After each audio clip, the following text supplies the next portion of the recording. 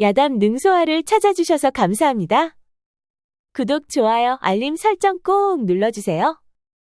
옛날 한양에는 신동 소리를 듣는 16세 도화라는 아름다운 처녀가 살고 있었습니다. 아버지는 당대 최고의 학자였는데 아버지의 영향을 크게 받은 것이었지요. 도화의 학문은 웬만한 학자들도 혀를 내두를 정도였답니다. 그러다 보니 한양 양반가 자제들에게 도화는 신부감 1호였지요. 하지만 도화는 사내들에게 눈길조차 주지를 않았습니다. 학문에 몰두하다 보니 사내들에게는 관심조차 없었던 것이었지요. 이복의 이도령, 자네도 도화낭자에게는 안 되는 것이야? 아, 말도 말게. 내 신분을 밝히고 사람을 보내도 계속 퇴짜만 놓았다네. 아니, 아버지가 조정의 실세 좌의정이신데도 도화낭자가 퇴짜를 놓는단 말인가? 허허, 이거 참, 그럼 나는 꿈도 못 꿔보겠군. 도화에게 구애를 보내는 권세 있는 자제들까지도 도화는 넘사벽이었습니다. 그러다 보니 도화를 얻는다는 것은 양반과 자제들에게도 하늘의 별 따기와 같았지요. 그러던 어느 날이었습니다. 도화가 서책방을 다녀오고 있었지요.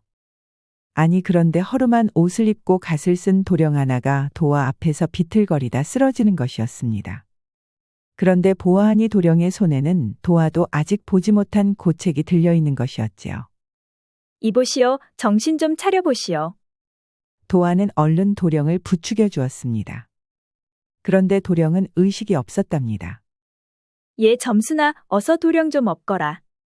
의원에게 보여야 할 것 같아. 그리하여 도화는 의식을 잃은 도령을 데리고 의원 집으로 달려갔습니다. 먹지 못해 기력이 없어 쓰러진 것이오. 그러니 잘 먹으면 괜찮아질 것이오. 쓰러진 도령을 진맥한 의원이 말했습니다.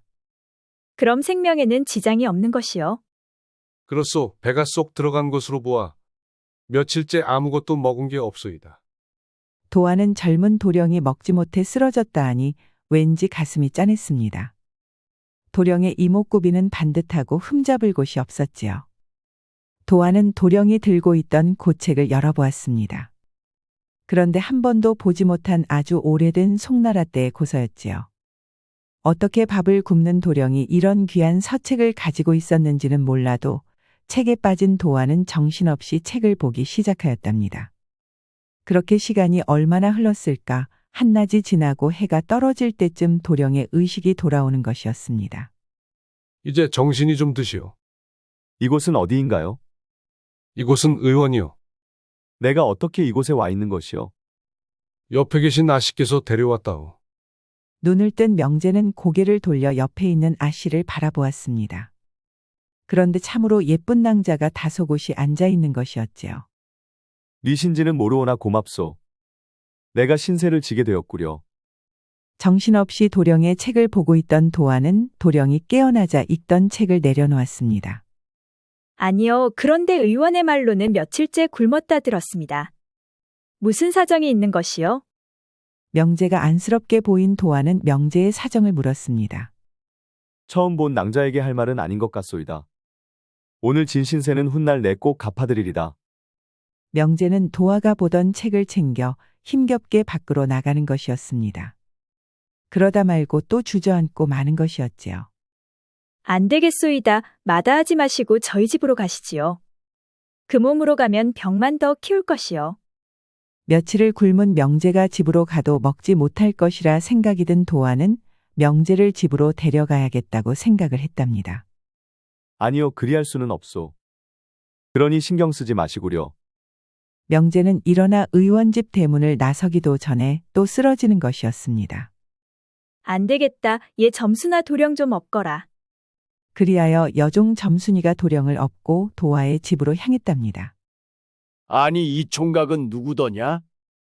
여종 점순이가 업고 온 총각을 보면서 도화의 아버지가 물었습니다.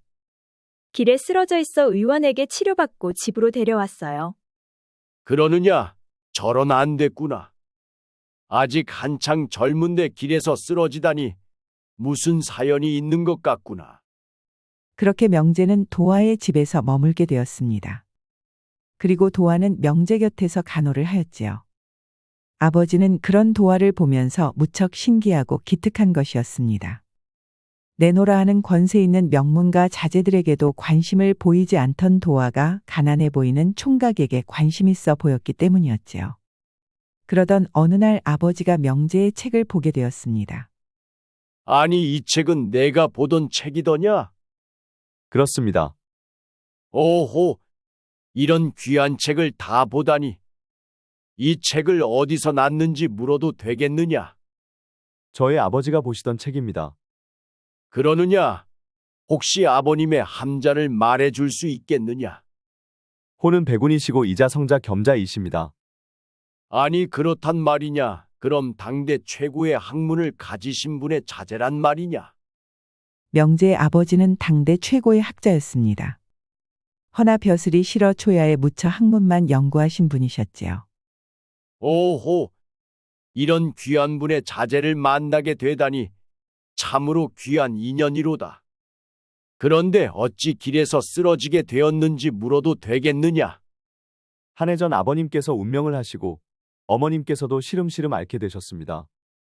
그리고 달포전에 어머님도 운명을 하셨지요. 아이고, 저런 그런 일이 있었단 말이더냐? 마음고생이 무척 컸겠구나. 백운 선생님은 나도 무척 존경하던 분이시니 내 집에 부담 갖지 말고 편히 지내거라. 너만 괜찮다면 아예 내 집으로 들어오면 좋겠구나. 그리하여 우리 도화랑 같이 학문을 쌓으면 더할 나위가 없겠다. 아버님의 깊은 배려에 감사드립니다. 허나 초면부터 신세를 질 수가 없습니다. 아버님 말씀대로 하시는 게 좋을 것 같아요. 홀로 살기보다는 같이 살면서 학문도 연구하면 더 좋을 듯합니다. 도화와 아버지로 인해 명제는 자존심을 내려놓고 도화의 집에서 같이 살게 되었습니다. 그리하여 도화와 함께 다시 학문에 전념할 수가 있었지요. 명제도령님, 오늘은 저와 같이 벚꽃 구경 가시지요. 지금 이때가 벚꽃이 가장 만발할 때랍니다. 하루 종일 책만 보는 명제에게 어느 날 도화가 말했습니다. 그럴까요? 그리하여 도화와 명제는 벚꽃 구경을 나갔습니다. 그러자 연못가에는 벚꽃이 활짝 펴 마치 세상이 온통 하얗게 보였지요. 와, 이것 좀 보셔요. 벚꽃이 정말 아름답게 활짝 폈어요. 그렇구려. 이곳은 마치 천상에 와 있는 것만 같구려. 두 사람은 벚꽃을 구경하며 무척 좋아했습니다. 그런데 벚꽃잎이 떨어져 도화의 머리 위에 떨어지는 것이었지요. 가만히 있어 보시오. 명제는 도화 앞으로 가서 도화 머리 위에 떨어져 있는 벚꽃잎을 떼어주었습니다. 그러다 보니 두 사람은 가까이 서게 되었는데 도화에게서는 벚꽃 향보다 더 향기로운 향내가 나는 것이었습니다. 그리고 커다란 두 눈은 마치 맑은 호수와 같았지요. 그 순간 명제는 가슴이 뛰었습니다. 그런데 도화도 마찬가지였지요. 코앞에 서 있는 명제를 보면서 도화도 가슴이 설레었습니다. 이런 느낌은 도화에게도 처음이었지요. 그렇게 두 사람은 한치도 안 되는 거리를 두고 마주보면서 가슴이 뛰는 특별한 경험을 하게 되었답니다.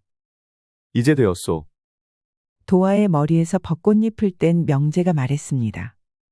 그리고 두 사람은 다시 한 방향을 향해서 나란히 걸었지요. 그렇게 두 사람은 서로가 서로에 대한 감정이 생기고 있었습니다. 이제는 학문을 같이 연구하는 사람이기보단 가슴 설레는 연인에 가까웠지요. 그렇게 두 사람의 사랑은 무럭무럭 자라고 있었습니다. 아니, 그런데 어느 날 갑자기 도화의 아버님이 옥에 갇히는 것이었습니다. 그리고 유배를 떠나는 것이었지요. 그 바람에 도화의 어머님은 쓰러지고 집안이 풍비박산 나는 것이었습니다. 재산이 몰수되고 집까지 비워줘야 하는 것이었지요. 그 바람에 도화와 어머니는 다 쓰러져가는 명제의 작은 초가집으로 들어갈 수밖에 없었습니다. 어머니는 병석에 누워있고 도화는 부엌에서 하루 종일 눈물만 흘리는 것이었지요. 도화는 시리에 빠져 식음을 전폐하고 있다 보니 피골이 상접해가고 있었습니다. 그런 도화를 보는 명제는 가슴은 아파도 너무 아팠지요. 도화야, 내가 얼마나 힘들고 고통스러울 줄 알아. 하지만 이렇게 슬퍼하고 있을 수만은 없을 것 같아. 자칫하면 아버님의 목숨이 위태로울 수 있어. 아니, 유배 가신 아버님이 어떻게 목숨이 위태로워질 수 있는 것이야? 그것은 아버지를 모함한 자들이 있기 때문이야. 그 자들은 유생들에게 영향력이 큰 아버님 때문에 자신들의 뜻을 이룰 수 없다고 보고 있어. 그래서 아버님은 아직도 위험에 노출되어 계신 것이야. 그럼 어떻게 해야 아버님을 지킬 수 있어? 나도 그것까지는 잘 모르겠어. 지금 조정은 남인과 서인들의 붕당 정치로 대립이 아주 심각해. 아버님이 그 싸움에 휘말리신 것 같아. 유생들이 희빈에 반대하는 목소리가 커지니 유생들이 가장 존경하는 아버지를 모함한 것 같아. 그리고 아버님의 유배는 희빈의 입김이 작용했다는 후문이야. 도화의 아버지가 갑자기 유배되자 그동안 명제는 진상을 알아본 것이었습니다. 그러다 보니 유생들 뒤에 도화 아버지가 있다고 판단한 것이었지요. 명제의 이야기를 들은 도화는 아버님이 걱정되었습니다. 그리하여 도화는 정신을 바짝 차리고 아버님을 지킬 방법을 찾기 시작하였답니다. 헌데 희빈의 입김이 작용했다는 것은 임금인 숙종을 움직였다는 것이었지요. 그러니 아버님을 지킬 수 있는 유일한 방법은 희빈과 숙종에게 달린 것이었습니다. 그러려면 희빈을 상대해야 했고 임금 숙종이 아버지에게 사약을 내릴 수 없도록 막아야만 했지요. 재산을 모두 빼앗기고 당장 내일 때울 끼니도 없는 상황에서 임금과 희빈을 상대해야 한다는 것은 결코 쉬운 일이 아니었습니다. 그렇게 아버지를 어떻게 구할 것인지 한참을 고민하던 도화는 어느 날 명제를 헛간으로 불렀습니다. 아니 웬 술이야? 이 술이 우리의 첫 잔이자 마지막 잔이야. 아니 그게 무슨 말이야? 이제부터 난 다른 사람이 될 것이야. 그러니 너와 마지막이 될 수 있는 오늘 밤, 이 잔을 너와 함께 마시고 싶어. 아니 도대체 무슨 말이야? 알아듣게 말해줄 수는 없니? 묻지 않았으면 좋겠어. 그리고 너는 날 이해해 줄 것이라 생각해. 그리고 내가 없는 동안 불쌍한 우리 어머님 좀 잘 부탁해. 자, 처음이자 마지막 잔으로 건배하자. 명제는 영문도 모르고 도화가 따라준 술잔을 받았습니다. 그리고 건배를 하였지요. 명제야, 나 좀 안아줘. 말해줄 수 없니? 도화는 명제의 입에 입술을 갖다 댔습니다. 그리고 명제를 꼭 안았지요. 도화의 눈에서는 눈물이 하염없이 흐르고 있었습니다. 그리고 명제의 어깨를 적시고 있었지요. 도화는 명제를 사랑했지만 사랑한단 말을 할 수가 없었습니다. 앞으로 자신이 가야 할 길이 험난했기 때문이었지요. 명제를 두고 떠나려는 도화는 가슴이 아파도 너무 아팠습니다. 그래서였을까요? 도화의 눈물은 멈추질 않고 명제의 어깨를 흠뻑 적시고 있었지요. 명제도 도화의 눈물 때문에 자신의 어깨가 축축해지고 있다는 것을 알고 있었습니다. 그리고 도화의 떨림도 느낄 수가 있었지요. 하지만 명제는 할 수 있는 게 없었습니다. 그러다 보니 도화를 꼭 안아주는 것밖에 없었지요. 그렇게 두 사람은 동이 틀 때까지 서로를 부둥켜 안고 눈물을 하염없이 흘렸습니다. 그리고 동이 트자 도화는 떠나갔지요. 그리고 어느덧 시간은 흘러 도화가 떠나간 지 1년이 되었습니다. 예, 매화야. 오늘은 내가 내 잠자리 수청을 한번 들어보거라. 아이 형판대감께서도 잘 아시면서 어찌 그러십니까요?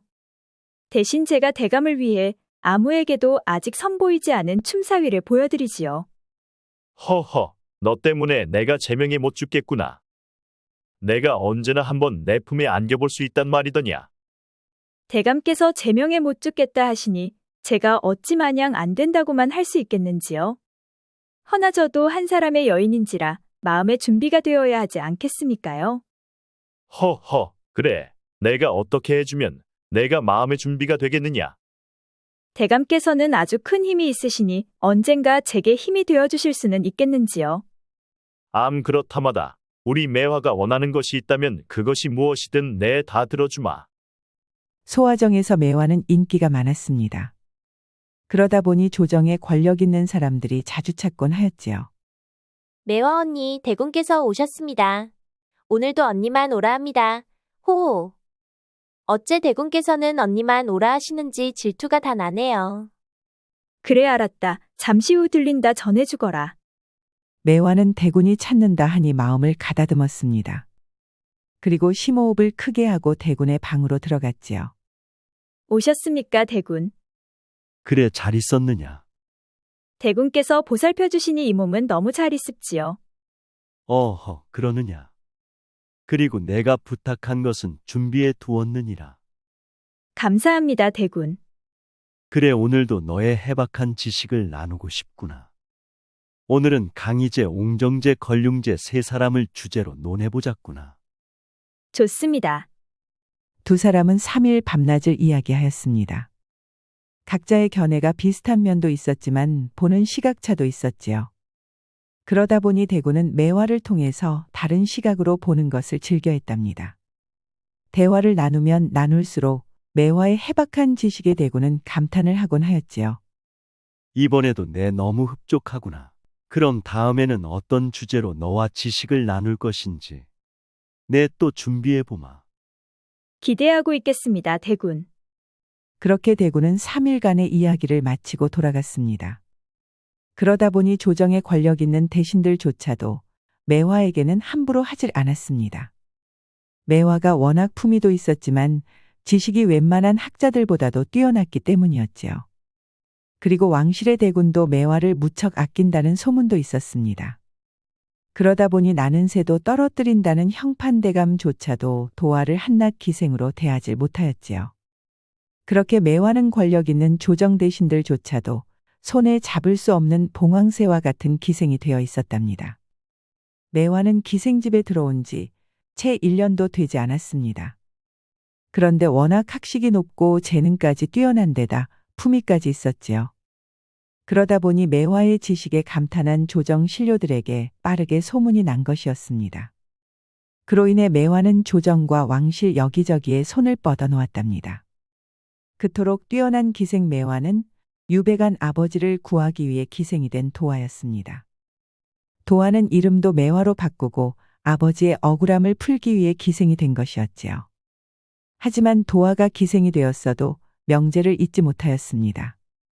밤이면 유배간 아버지와 병석에 누워있는 어머님 그리고 사랑하는 명제 때문에 도화는 베개를 적시곤 하였지요. 하지만 도화는 아버지를 살려내기 위하여 자신의 모든 것을 걸 수밖에 없었습니다. 도화는 기생을 하면서 번 돈으로 사람을 시켜 명제의 집에 꼬박꼬박 쌀독을 채워주었습니다. 하지만 돈을 보내는 자신의 정체를 밝힐 수는 없었지요. 이제 조정과 왕실까지 기반을 다진 도화는 어느 무당집을 찾아갔습니다. 아버지 일 때문에 찾아왔느냐? 그렇습니다. 바람 앞에 촛불과 같구나. 자칫하면 두 해를 넘길 수가 없겠다. 허나 아버님이 그리 되면 무당도 두 해를 넘기지 못할 것이요. 아니, 내가 지금 무슨 말을 하는 것이냐? 신을 모시고 있는 내게 와서 함부로 까부느냐 말이다. 무당이 희빈에게 줄을 대고 있는 것을 알고 있소. 허나 희빈도 지금의 중전의 자리에서 오래 있지 못할 것이요. 희빈이 폐위되면 무당도 저승 구경을 하게 될 것이외다. 아니, 내년이 지금 미친 것이냐? 여기가 어디라고 감히 와서 막말을 짓거리는 것이냐? 무당께서 모시는 신께 물어보시오.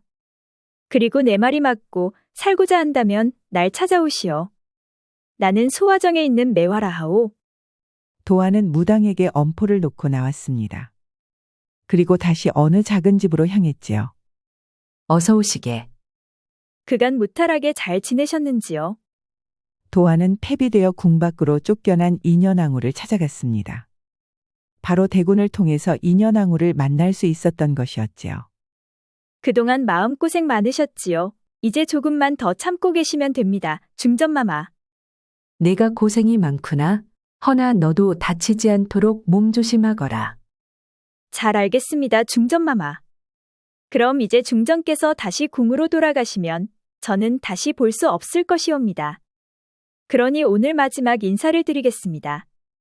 도화는 폐비 인현왕후에게 큰절을 하였습니다. 그러자 폐비 인현왕후의 눈에는 눈물이 맺히는 것이었지요.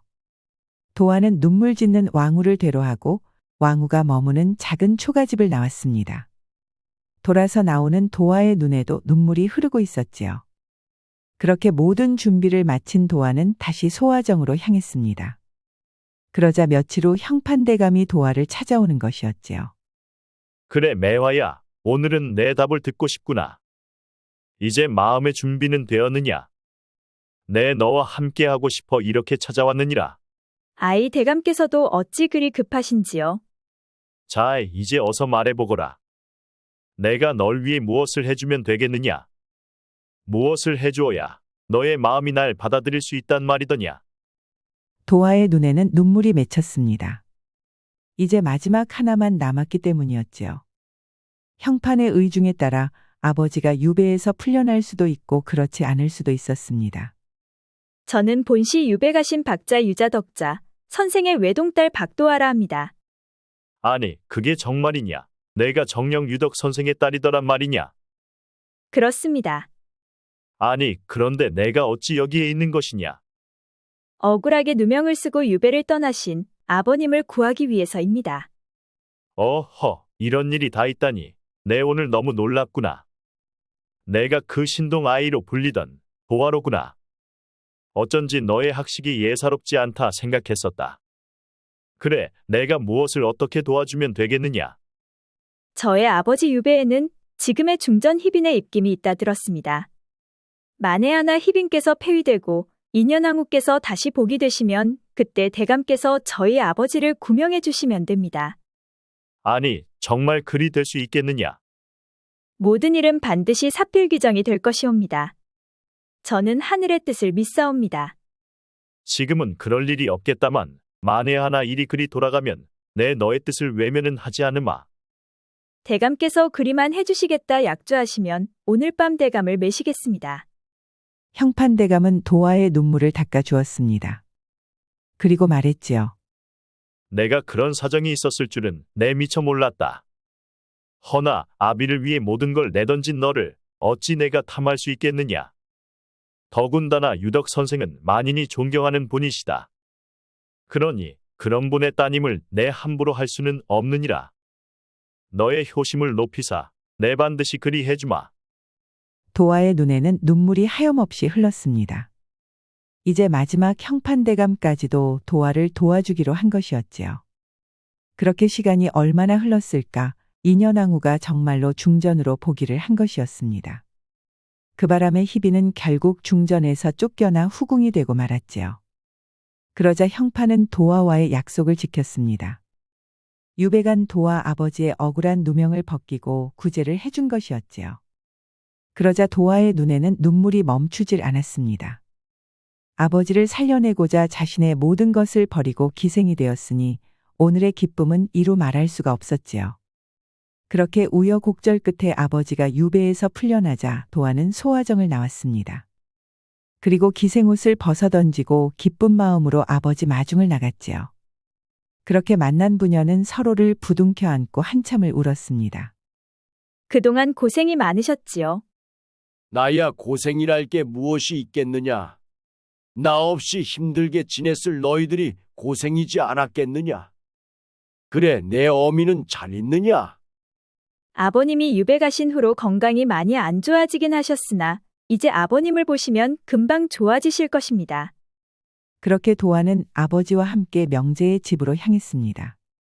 그러자 명제가 맨발로 달려나오는 것이었지요. 그리고 아버지의 목소리를 들은 어머니도 버선발로 달려나오는 것이었습니다. 그렇게 도화의 가족은 다시 상봉을 하였답니다. 그리고 잃었던 재산도 모두 돌려받아 다시 살던 집으로 들어갈 수가 있게 되었지요. 그간 헤어짐 속의 가슴 아픈 시간들을 이젠 모두 보상을 받는 것만 같았습니다. 그간 어떻게 지낸 것이야? 내가 마지막 잔이라 하고 떠난 후로 내 걱정뿐이었어. 미안해, 그땐 그럴 수밖에 없었어. 하지만 나도 내 생각을 하루도 잊어본 적이 없었어. 도화는 더 이상 말을 할 수가 없었습니다. 그런 도화의 심정을 헤아린 명제도 더 이상 묻지는 않았지요. 하지만 두 사람은 긴 이별의 시간만큼 아픔이 컸기에 포옹도 길었답니다. 그렇게 시간이 얼마나 흘렀을까 명제는 과거 시험을 보았습니다. 그리고 장원급제를 하였지요. 명제는 아버님의 뜻을 받들어 벼슬은 하지 않으려 하였으나 도화의 아버지가 억울하게 당하는 것을 보고 생각을 바꾸었답니다. 그리하여 종육품의 의금부 종사관이 되었지요. 종사관이 된 명제는 도화를 찾아갔습니다. 어서 와, 그동안 수고했어. 그리고 축하해. 명제는 도화의 부모님께 큰절을 하고 도화와 연못 구경을 나왔습니다. 연못가는 예쁜 꽃들도 많이 피어 있었지요. 도화야, 내 덕분에 내가 살 수 있었어. 그리고 이젠 새로운 목표도 생겼지. 그래서 앞으로 펼쳐질 미래를 너와 함께하고 싶어. 명재를 바라보는 도아의 눈에는 눈물이 맺혀 있었습니다. 나와 혼인해 줄 수 있겠니? 도아는 명재의 가슴에 달려들었습니다. 도아는 명재를 사랑했지만 사랑한다 말하지 못했었지요. 헌데 명재가 먼저 청혼을 해오니 도아는 너무 가슴이 벅찼던 것이었습니다. 그리하여 두 사람은 부모님의 축복 속에 혼례를 치렀습니다. 그리고 첫날 밤이 되었지요. 준비되었니?